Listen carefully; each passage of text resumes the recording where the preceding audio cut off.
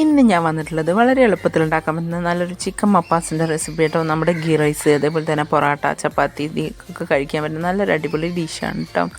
അപ്പോൾ നമുക്ക് വീഡിയോയിലേക്ക് പോകാം. ഹലോ, അസ്സലാമു അലൈക്കും, വെൽക്കം ബാക്ക് ടു സിറ്റാവിൽഡ്.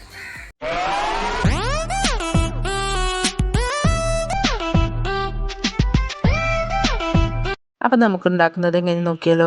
അപ്പം ഞാൻ അതിനൊരു 300 ഗ്രാം ചിക്കൻ എടുത്തിട്ടുണ്ട് കേട്ടോ. നമ്മുടെ എല്ലുള്ള പീസാണ്, അത്യാവശ്യം കുഴപ്പമില്ലാത്ത രീതിയിൽ വലുപ്പമുണ്ട് കേട്ടോ, നല്ല വലുപ്പമുള്ളതുമല്ല. പിന്നെ ഇതിലേക്ക് ഒരു വലിയ സവാള ചെറുതായി അരിഞ്ഞതും 2 പച്ചമുളക്, നല്ല എരിവുള്ള പച്ചമുളക് ഏതാണ് 2 കേട്ടോ. പിന്നെ ഇതിലേക്ക് വേണ്ട മസാലപ്പൊടി 1.5 ടീസ്പൂണ് കുരുമുളക് പൊടി, 1/2 ടീസ്പൂൺ മഞ്ഞൾപ്പൊടി, ഒരു 3/4 ടീസ്പൂണ് വലിയ ജീരകം പൊടിച്ചത്, അതുപോലെ തന്നെ 1/2 ടീസ്പൂണ് ഗരം മസാല, 1 ടീസ്പൂണ് മല്ലിപ്പൊടി, പിന്നെ ഇതിലേക്ക് 1 ടീസ്പൂണ് വെളുത്തുള്ളി ഇഞ്ചി പേസ്റ്റ്. പിന്നെ നമ്മൾ ഇതിലേക്ക് എടുക്കുന്നത് വെളിച്ചെണ്ണയാണ് കേട്ടോ. ഞാനിവിടെ ഒരു 5 ടേബിൾ സ്പൂൺ വെളിച്ചെണ്ണ ഞാനിവിടെ എടുത്തിട്ടുണ്ട് കേട്ടോ. പിന്നെ ഇതിലേക്ക് ഒരു ചെറുനാരങ്ങയുടെ നീര് ഒരു 1.5 ടീസ്പൂണോളം വരുന്നുണ്ട് കേട്ടോ. പിന്നെ ഇതിലേക്ക് നമ്മുടെ തേങ്ങാപ്പാൽ 1/4 പാലാണ് കേട്ടോ. ഇവിടെ ഞാൻ കുറച്ച് വെള്ളം ചേർത്തിട്ട് അരച്ചെടുത്തതാണ്. പിന്നെ ഇത് 2/4 പാൽ, ഒരു 3/4 ഗ്ലാസ് നമുക്ക് വെള്ളം ചേർത്തിട്ട് നല്ല രീതിയിൽ ഒരു അരമുറി തേങ്ങ നല്ല രീതിയിൽ അരച്ചെടുത്തതാണ് കേട്ടോ. പിന്നെ ഇതിലേക്ക് ഒരു 5-6 ചെറിയ ഉള്ളി ചെറുതായി അരിഞ്ഞതും ഒരു 2 തണ്ട് കറിവേപ്പില കേട്ടോ. അപ്പോൾ അത് ഞാൻ ഇവിടെ കടായിയാണ് എടുത്തിട്ടുള്ളത് കേട്ടോ. നമ്മുടെ ഇരുമ്പിൻ്റെ കടായി പാത്രമല്ലേ, അതാണ് എടുത്തിട്ടുള്ളത്. നോൺ സ്റ്റിക്കിൻ്റെ പാത്രം അത് വേണമെങ്കിൽ നിങ്ങൾക്ക് എടുക്കാം കേട്ടോ. അപ്പോൾ അതാ ഞാൻ അതിലേക്ക് ഒരു 2-2.5 ടീസ്പൂണോളം വെളിച്ചെണ്ണ ചേർത്ത് കൊടുത്തിട്ടുണ്ട് കേട്ടോ. ഇനി ഇത് നല്ല രീതിയിലൊന്ന് ചൂടായതിനു ശേഷം നമ്മൾ എടുത്ത് വെച്ച നമ്മുടെ വലിയ ഉള്ളി പച്ചമുളക്, എരിവുള്ള പച്ചമുളക് ആയതുകൊണ്ടാണ് നമ്മൾ 2 ചേർത്തിട്ടുള്ളത് കേട്ടോ. വലിയ പച്ചമുളക്, നിങ്ങൾക്ക് എരിവ് കൂട്ടണമെന്നുണ്ടെന്നുണ്ടെങ്കിൽ പച്ചമുളകിൻ്റെ അളവ് കൂട്ടിയാൽ മതി കേട്ടോ. നമ്മൾ ഇതിലേക്ക് മുളക് പൊടി ചേർക്കുന്നില്ല, അപ്പോൾ നമുക്ക് പച്ചമുളക് അത്യാവശ്യം ചേർക്കണം കേട്ടോ. അപ്പോൾ ഇനി ഇതിലേക്ക് ഒരു ഉപ്പും കൂടി ഇട്ട് നമുക്ക് പെട്ടെന്നൊന്ന് വഴഞ്ഞ് കിട്ടാൻ വേണ്ടിയിട്ടാണ്. അപ്പോൾ ഇത് നല്ല രീതിയിലൊന്ന് വഴഞ്ഞ് കിട്ടുന്ന വരെ നമുക്ക് വെയിറ്റ് ചെയ്യാം. ഒരു നല്ല ഇതൊരു ചെറിയ ബ്രൗൺ കളർ രീതി വരില്ല, ആ ഒരു സമയം വരെ നമുക്ക് നല്ല രീതിയിലൊന്ന് വഴറ്റിയെടുക്കണം കേട്ടോ.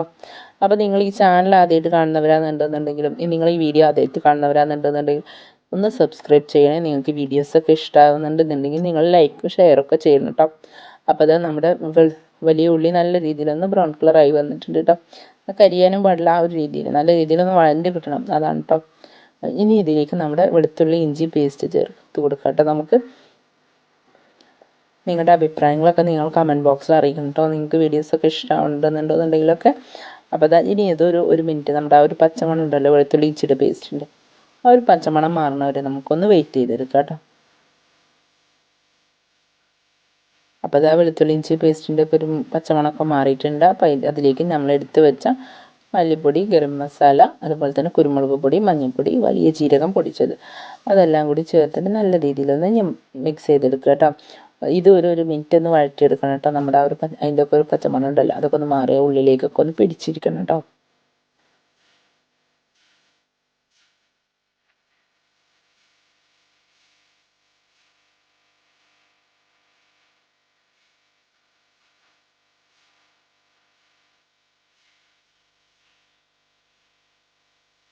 അപ്പോൾ അതാ നമ്മുടെ ലെമൺ ജ്യൂസ് ഉണ്ടല്ലോ, നാരങ്ങ നീര് ഞാനിതിലേക്ക് ചേർത്തിട്ട് നല്ല രീതിയിലൊന്ന് മിക്സ് ചെയ്തെടുക്കുക കേട്ടോ.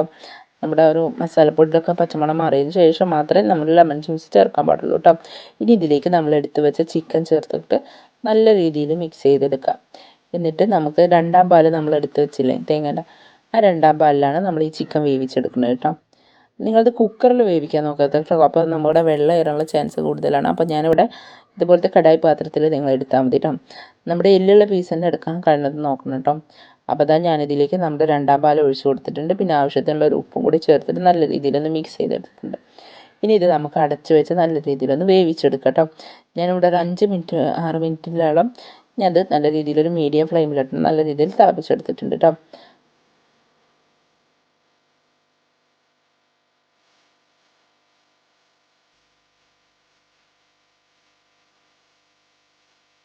ഏകദേശം ഒരു 6 മിനിറ്റ് കഴിഞ്ഞതിന് ശേഷം അതൊന്ന് നോക്കിയപ്പോൾ ഒരു ചിക്കൻ അത്യാവശ്യം വെന്ത് കിട്ടിയിട്ടുണ്ട്. കാരണം നമ്മുടെ ചിക്കൻ്റെ പീസ് അത്യാവശ്യം നല്ല വലുപ്പമുള്ളതുകൊണ്ട് നമുക്ക് പെട്ടെന്ന് വെന്ത് കിട്ടും കേട്ടോ.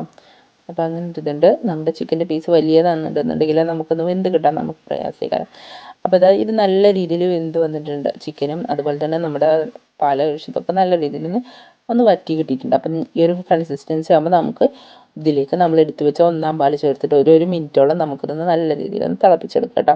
നിങ്ങൾ ഒരു 1/4 പാൽ നിങ്ങൾ എടുക്കുമ്പോൾ കുറച്ച് വെള്ളം ചേർക്കണം കേട്ടോ. എന്നിട്ട് എടുക്കണേ നമ്മുടെ ആ ഒരു പാല് മാത്രം പിഴിഞ്ഞെടുക്കരുത്. നമുക്കൊരു കുറച്ച് വെള്ളം കൂടി ചേർത്തിട്ട് വേണം നമുക്കൊന്ന് അരച്ചെടുത്തിട്ട് നിങ്ങൾ ഒന്നാം പാൽ ചേർക്കാൻ കേട്ടോ. അപ്പോൾ ഇതാ നമ്മുടെ കറി ഏകദേശം ഇവിടെ മപ്പാസ് ഇവിടെ റെഡി ആയിട്ടുണ്ട്. ഇനി ഇതിലേക്ക് നമുക്കൊന്ന് ചെറിയ ഉള്ളി കറിവേപ്പിലയും ഒന്ന് തൂമിച്ച് പാർന്നെടുക്കാം കേട്ടോ. അപ്പോൾ ഇതാ ഞാൻ അതിലേക്ക് നമ്മുടെ ബാക്കി വെച്ച 2.5 ടീസ്പൂൺ വെളിച്ചെണ്ണയും കൂടി ചേർത്തിട്ട് നമ്മൾ അരിഞ്ഞ് വെച്ച് ചെറിയ ഉള്ളി ചേർത്തിട്ട് നല്ല രീതിയിലൊന്ന് സോട്ട് ചെയ്തെടുക്കുക കേട്ടോ. അപ്പോൾ ഇതൊരു ബ്രൗൺ കളർ ആകുമ്പോൾ നമ്മുടെ കറിവേപ്പിലയും ചേർത്തിട്ട് നമുക്ക് നമ്മുടെ കറിയിലേക്ക് ഒഴിച്ചു കൊടുക്കാം കേട്ടോ.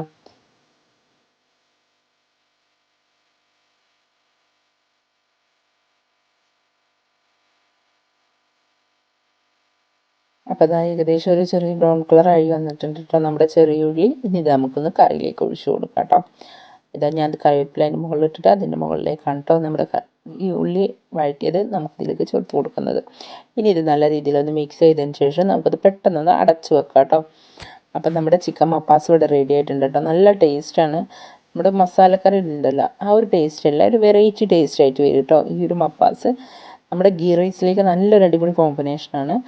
നമ്മുടെ വറുത്തരച്ചൊന്നും വെക്കണ്ട, നമുക്ക് വളരെ എളുപ്പത്തിൽ ഉണ്ടാക്കാൻ പറ്റുന്ന നല്ലൊരു ചിക്കൻ മപ്പാസിൻ്റെ റെസിപ്പിയാണ് കേട്ടോ.